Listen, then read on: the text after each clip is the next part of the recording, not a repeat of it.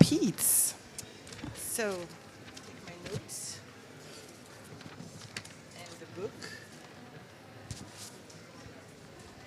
So, Johnny, we're here for Afropean Journal that is published by MÖREL Books that you can see here at Paris Photo.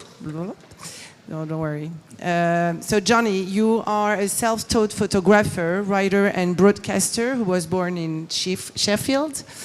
In UK, you founded the online journal Afropean.com, and you are the author of Afropean Notes from Black Europe that was published in 2020 by Penguin, and got many awards. And you spent more than a decade documenting the Black experience in Europe. Your book, Afropean Notes from Black Europe, has been translated into 8 languages and, as I said, won many prizes. Home is Not a Place was published a bit later in 2022 by HarperCollins, collaborating with your friend T.S. Eliot, the poet. T.S. Eliot Prize-winning poet with poet Roger Robinson, who was shortlisted for a British Book Award and won the Ampersand PhotoWorks Fellowship. We know each other pretty well, actually, because The Eyes, and I took it, invited you in 2021 as the guest editor of The Eyes issue, the B-side, focusing on Black photographers in Europe.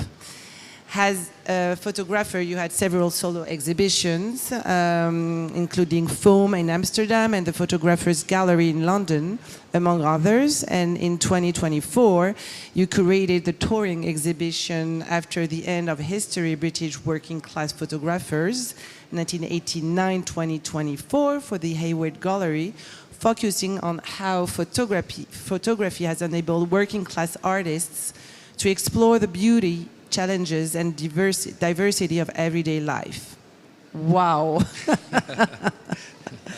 What a journey it's been since we met in 2021. You are now in Paris Photo to launch your new book, Afropean, a journal, which explores the concept of Afropean identity, which is the intersection of African and European cultures through a combination of portrait photographies, street scenes, written narratives.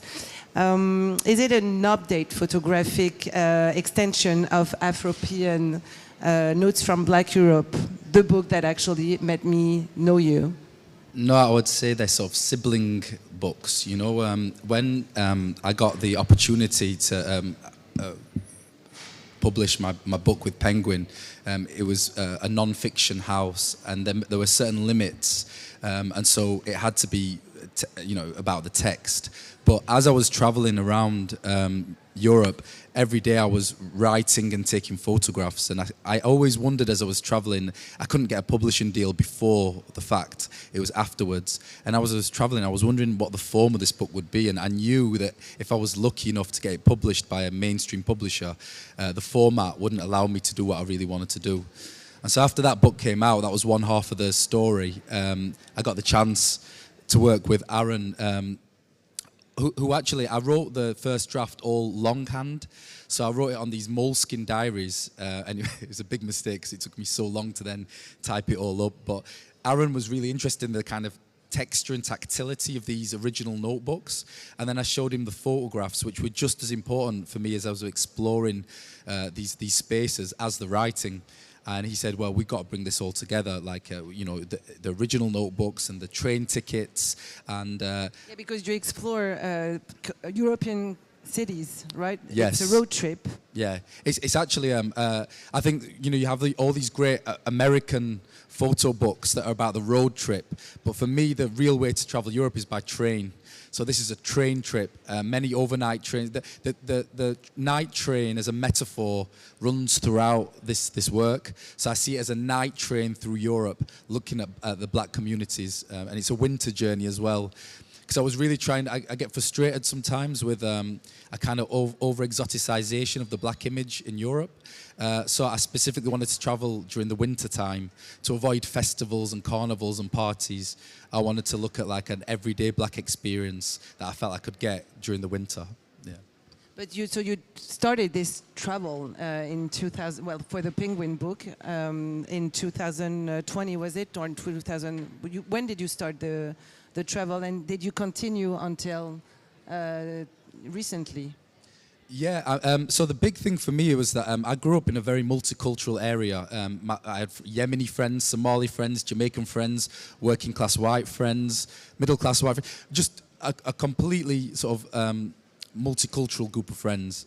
And we were held together by a certain generational idea that I think was born into sort of the latter half of the 20th century. And then 9/11 affected things for my generation specifically, but then really the global financial crisis of 2008, and I noticed these splinters in everything that seemed to hold my group of friends together. There was certain, especially some of my white working class friends, it's that kind of early Brexit rhetoric. Nigel Farage appears and activates something within them, and I just noticed. I mean, we've seen the divisions in the world at the moment. I could feel it. You know, when people have less money and they're looking for scapegoats, and what is really a problem with capitalism, they're blaming on what is in some ways a kind of symptom of capitalism, which is where people are coming to the global marketplace to work, a hangover from colonialism that's produced these centres of global commerce. And of course, so the multicultural centres. And so people were really attacking the notion of multiculturalism. And so I started to travel in 2010. In the wake of that global financial crisis, when everybody from Vladimir Putin to David Cameron, who was then the Prime Minister, to Angela Merkel, to Nicolas Sarkozy, they were all going on record as saying multiculturalism has failed, it's the failed project. And for me, I wanted to reclaim it and think of about a kind of multiculturalism 2.0, or just trying to piece together these fragments of everything that I felt had been destroyed during the 2010s. And so the Afropean project, the first real journey happened then.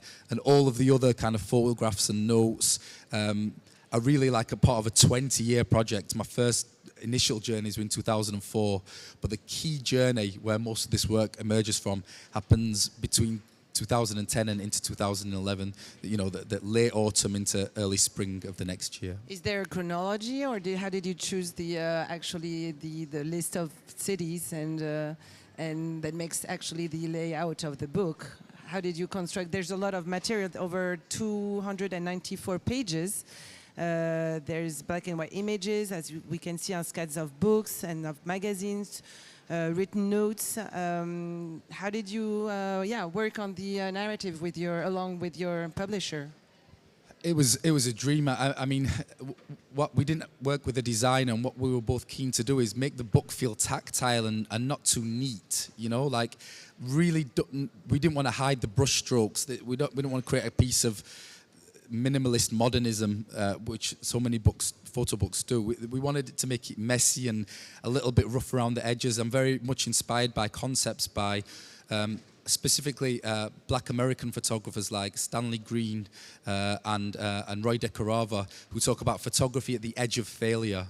And so you're working in low light with lower skin tones, and you're not really too interested if things are in focus or if for that perfect decisive moment. You're looking for an atmosphere that captures what you feel like is the black experience, you know.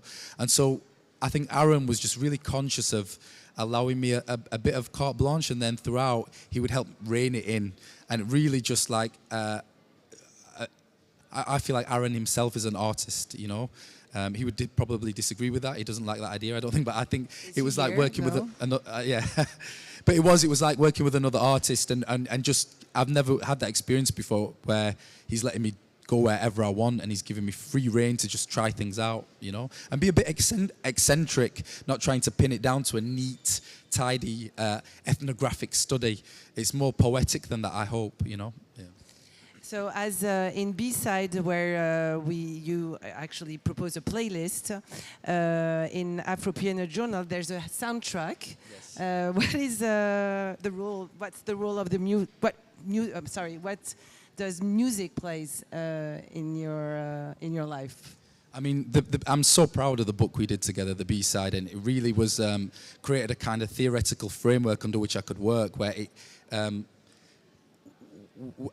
So this notion of the B-side is, you have a vinyl record. You have 2 minutes, huh? Oh, 2 minutes, okay. A vinyl record has an A-side with the radio hit, radio-friendly, the mainstream. The B-side is the side on that is more experimental on the B-side. But you realise that this B-side culture, especially for black communities, comes with a whole geography. So like pirate radio stations that would favour the B-side, broadcast from high-rise estates that have now been demolished. And so the idea of like the B-side and the textures, like we explore it in this book, is this idea of like, my sister recorded all these pirate radio station broadcasts on these cassette tapes, and the cassette tapes sound really rough, but I want to insist that the texture and the rough feeling of these tapes is as important as documenting what was going on as the actual music on the tape.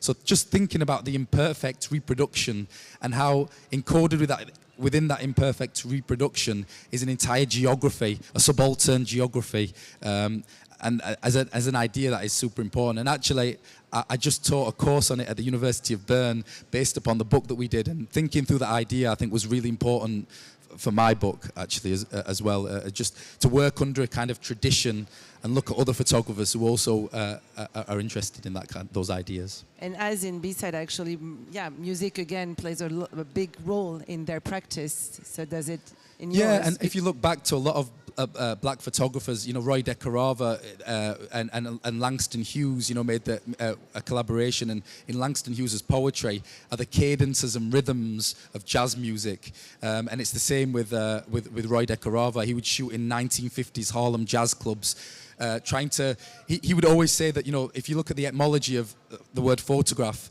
Photos, from the ancient Greek, photos, light, graphos, to write, a photograph to write with light. Roy De Carava said, no, I'm going to play in the shadows, darker skin tones in the shadows, and what comes with that is a different aesthetic tradition, but also encoded with that is the notion of jazz, of free play, of improvisation, and that really looms large in my work. And trying to bring it into a new context, I like the work of somebody like Jay Diller and Questlove, who would take the black experience and the surreality of the black experience and make off-kilter rhythms with their music. The drums are all over the place. They're never perfect, and I really tried to replicate that with the way I put the book together. Sorry, we're running late, really late, but I need to ask you another last question. It's at the end, the book ends with your pictures of you as a little boy with your mom and your dad, and there's also a text entitled "The Afropean Gaze." Very quickly, could you tell us what is the Afropean gaze, and what does it attempt to? I'm interested in the blur, of someone who is has brown skin and doesn't quite fit. I mean, I was robbed in some ways of Africa through the transatlantic slave trade. So my grandma picked cotton in the south, and we have slavery on my dad's side. I could never place my blackness, never felt truly European, and trying to find this liminal space between those two, playing that blur, and then try and find a visual representation of that blur that insists on a plural identity and tries to bring together in some ways the notion of W.E.B. Du Bois and his notion of double consciousness, where you have the gaze that is imposed on the black individual from outside and then the internal reality, and what is the space in between those two. It's a liminal space, and I think that's why I traveled a lot on train journeys, to try and get a visual representation of being in between spaces, and that is what the Afropean gaze is about for me. It's really not about a decisive moment, but a kind of a space in between decisive moments, if that makes sense. Space is important. Yeah. Space and time, yeah. Thank you so much, Johny. Thank you very much to you. Thank you.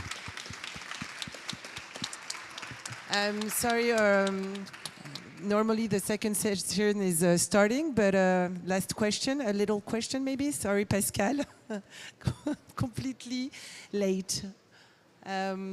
But a little question. Yes, no, no. Anyways, you can see Johny Peets at MÖREL's book booth, which is over there at the other side, and you can sign also, don't you? Yeah, for sure. Yeah, yeah. Perfect. Thank you. Thank you so much, and thank you for being here. Thank you. And now